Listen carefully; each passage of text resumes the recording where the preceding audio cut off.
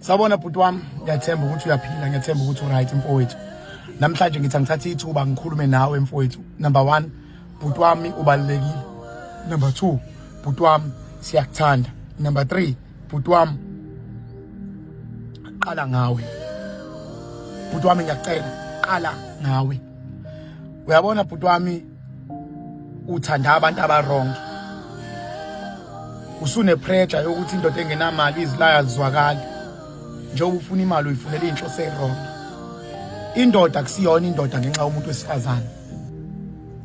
Awuqala ukuba indoda ngoba sekufanele ubonise ukuthi umnakekela kanjani umuntu wesifazane. Futhi le ngizoyisho ngesibindi. Uyindoda qala ngokuzinakekela wena. Lento ngiyikhulunyiswa ukuthi siphila kwi-society la kuthiwa khona indoda ngokuthi 1 2 3 besho konke okungajabulisi yona okujabulisa the next person. Kodwa mina bengizothi uyindoda ngokuyithanda mfowethu. Uyindoda ngokuqala ngawe mfowethu. Ake ngikhulume kakhulu ngabangenayo ingane namadoda angakathathi.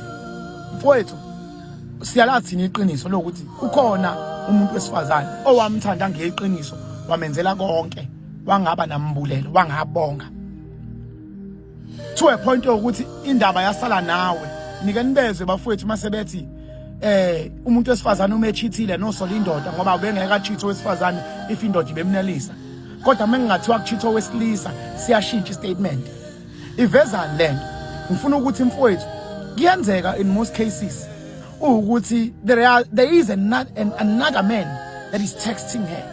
Kuyenzeka in most cases there is another man who is checking up on her.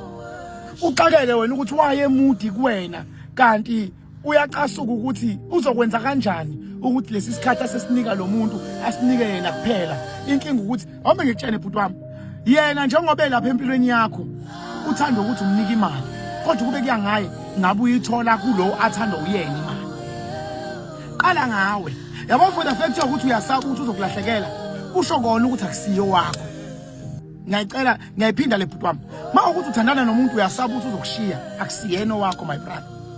Ma ukuthi uzwa engazi ukuthi kunezinto efanele uzenze ukuze akwamukele akakuthandeli ukweqinisa akakuthandi ngeqiniso my brother.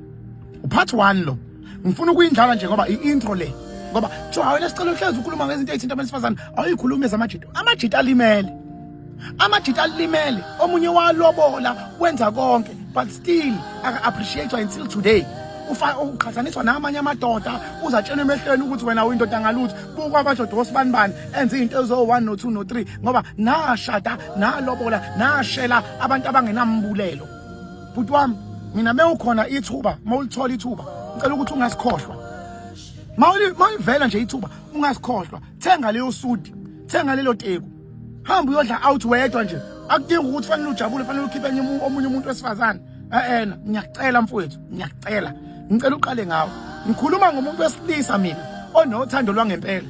Ningangeni ningibalela ukuthi hayi unengane akayondla ngikhuluma ngalapho. Ngikhuluma ngalo muntu wesilisa owadlala ngaye ekuthanda ngempela. Ngikhuluma ngalo muntu wesilisa owakwenza konke efuna ukukuprovela. Ubhlungu ngoba umuntu wesilisa nenja ibona abathanda conditional. Kodwa bona balindele ukuthi abathande unconditional. Fanele ungamukele njengoba nginjalo uma ukuthi ngithanda ngempela kodwa yena mafuna ukungena empilweni yakhe hayi ke fanele wena ube ukuthi nokuthi thina mesinithanda fanele sinithande unconditionally nina nisithanda based on conditions. Niyabona ke madoda ukuthi ngempela kubalekile ukuthi niqale niyithande nina qala ngiyema lapha. God bless.